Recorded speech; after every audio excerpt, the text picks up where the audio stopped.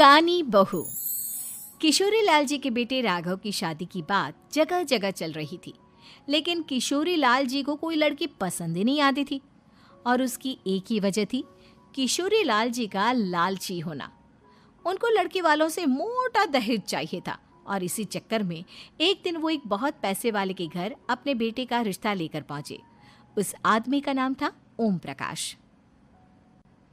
देखिए किशोरी लाल जी, मेरी एक ही बेटी है और मेरी सारी संपत्ति जायदाद सब कुछ मेरी बेटी नैना का ही है। पापा, नाम से लगता है बहुत खूबसूरत होगी। कितना अच्छा नाम है ना, नैना। ओ, वैसे बात तो सही है आपकी। अब इतना पैसा है, जमीन जायदाद है, इकलौती बेटी, आप भी क्या करेंगे? सब कुछ उसे ही देंगे ना। बिल्कुल ठीक पहचाना आपने। बस बेटी की शादी और सारी जायदाद उसके नाम। पापा, बिना देखे हाँ कर दीजिए ना। इतना अच्छा रिश्ता फिर कहाँ मिलेगा? माला माल हो जाएंगे हम। मैं अपनी बेटी को बुलाता हूँ। अरे नहीं नहीं नहीं नहीं, आपकी बेटी का नाम नैना है, सुनकर ही लगता है बहुत सुंदर होगी। रहने दीजिए अंकल, मैं तो आपकी बेटी के नाम से ही इतना खुश हो गया हूँ कि उसे बिना देखे शादी करने को तैयार हूँ। अब तो मैं उसका चेहरा सीधे शादी के बाद ही देखूंगा। और इस तरह राघव नैना का चेहरा नहीं देखता और उससे शादी कर लेता है। शादी के बाद अपनी सुहाग रात पर जब राघव नैना का घूंघट उठाकर देखता है तो नैना की आंखें बंद थी। कितने खूबसूरत हो तुम नैना, जरा अपनी आंखें खोलकर मेरी तरफ देखो तो सही। नहीं, मुझे शर्म आती है। अरे, मैंने तुम्हें शादी से पहले भी नहीं देखा, और अब अगर तुम आंखें खोलकर मुझे देखोगी भी नहीं तो मुझे अच्छा कैसे लगेगा? इससे पहले कि नैना अपनी आंखें खोलकर राघव की तरफ देखती, अचानक से लाइट चली गई और राघव नैना को पूरी तरह से देख भी नहीं पाया। अगली सुबह नैना राघव के लिए नाश्ता बनाकर लेकर आई। अरे ये क्या, आधा पराठा सेका हुआ है और आधा बिल्कुल कच्चा। ये तुमने क्या किया नैना? बहू, तुमने क्या आधा पराठा तवे से नीचे लटका कर रखा था, जो आधा सिका है और आधा कच्चा? मुझे जितना दिखेगा उतना ही तो सीखूंगी ना पापा जी। जहाँ जहाँ मुझे नजर आ रहा था वहाँ मैंने सीख लिया, जहाँ जहाँ नहीं दिखा वहाँ कच्चा रह गया होगा।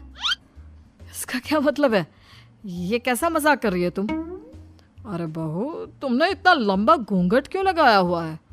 देखो, हमारे घर में बहुओं को बेटी की तरह रखा जाता है, और फिर तुम तो इतना सारा माल लेकर आई हो। देखो, ये घूंघट डालकर रखने की कोई ज़रूरत नहीं है। हाँ नैना, पापा जी ठीक कह रहे हैं, तुम तो आराम से रहो, अपना ही घर समझो। नैना अचानक से अपना घूंघट उठा लेती है। अरे ये क्या पापा, नैना की तो एक आंख फूटी हुई है। नाम से नैना, लेकिन ये तो कानी बहू निकली। मेरे साथ धोखा हुआ है, धोखा। बिना दिखाए अपनी कानी लड़की मेरे संग ब्याह दी। मुझे कानी बीवी नहीं चाहिए। मुझे अभी ओम प्रकाश जी से बात करनी पड़ेगी। आखिर उन्होंने मेरे साथ ऐसा किया क्यों? अरे, आप लोगों ने ही तो पापा से कहा था कि आप लोग शादी से पहले मुझे देखना नहीं चाहते। अब मेरे पापा पर क्यों इल्जाम लगा रहे हैं? अरे लेकिन उन्हें बताना तो चाहिए था ना कि तुम कानी हो, एक आंख से तुम्हें दिखाई नहीं देता। किशोरी लाल और राघव नाराज होकर ओम प्रकाश को अपने घर बुलाते हैं। पापा जी, ये आपने क्या किया? शादी से पहले बताया क्यों नहीं कि नैना की आंखों में परेशानी है? अरे, आप ही ने तो लड़की देखने से मना कर दिया था। अरे लेकिन आप बता तो सकते थे। आपको तो हमारी बेटी की प्रॉपर्टी चाहिए थी, वो भी पूरी की पूरी। अब क्या हुआ अगर उसे आधा दिखाई देता है? प्रॉपर्टी तो आपको पूरी मिल गई ना। अरे ये क्या बात हुई? मेरी शादी प्रॉपर्टी से नहीं, आपकी बेटी से हुई है। अब ये तो पहले सोचना चाहिए था, तब तो मेरी प्रॉपर्टी देखकर तुम्हारी जुबान लप लपा रही थी। लेकिन मैं कानी लड़की को अपनी बीवी बनाकर नहीं रख सकता।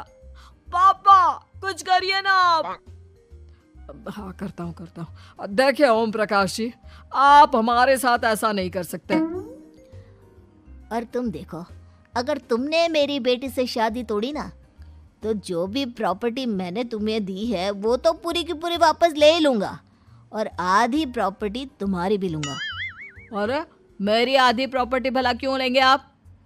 इसलिए क्योंकि मेरी बेटी को आधा नज़र आता है और उसकी नज़र अभी तक तुम्हारी आधी जायदाद पर ही पड़ी है।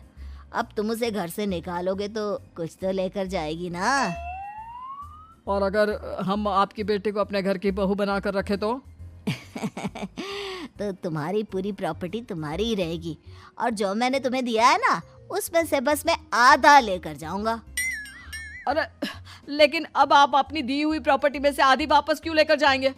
अगर मैं आपकी बेटी को अपनी पत्नी बनाकर रखने को तैयार हूं तो? इसलिए ताकि भविष्य में अगर तुम मेरी बेटी को धोखा दो तो उसके पास कुछ तो रहे जो पति का हो। वैसे मेरे पास तो बहुत कुछ है, लेकिन अपने पति की कोई निशानी तो उसके पास होनी चाहिए ना। अब अगर तुमने मेरी बेटी को कानी कहा तो तुम्हें प्रॉपर्टी भी कानी ही मिलेगी, पूरी नहीं। जमाए राजा। किशोरी लाल और राघव समझ चुके थे कि वो बुरी तरह फंस चुके हैं और अब उनके पास वहां से निकलने का कोई चारा नहीं है। अब समझ में आया ना, लालच बुरी बला होती है। एक तो तुम्हें प्रॉपर्टी मिली, ऊपर से बीवी मिली, उसमें तुम्हें नखरे भी दिखाने हैं। आए बड़े, चुपचाप बैठो दोनों।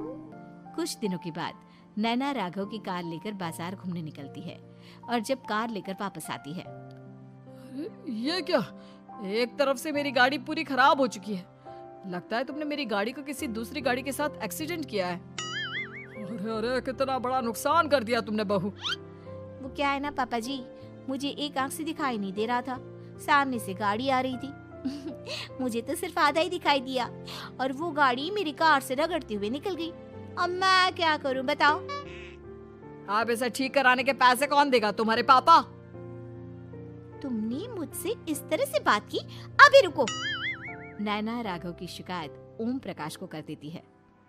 देखो राघव, अब जो मेरी आधी प्रॉपर्टी तुम्हारे पास थी ना, उसमें से आधी और मैं लेकर जाऊंगा, क्योंकि तुमने मेरी बेटी को डांटा। अरे नहीं नहीं पापा जी, गलती हो गई, माफ कर दो। गलती की तो कोई गुंजाइश ही नहीं। अगली बार मेरी बेटी को डांटा तो बची हुई आधी में से आधी और ले जाऊंगा। लालच के चक्कर में हम दोनों ने बहुत बड़ी गलती कर दी बेटा। एक तो तुम्हें कानी बहू मिली और ऊपर से जो माल मिला वो भी काना। इस तरह राघव की हर एक गलती पर ओम प्रकाश उसकी प्रॉपर्टी का आधा आधा हिस्सा लेकर अपना सारा माल वापस ले गया और राघव को कानी बीवी से काम चलाना पड़ा।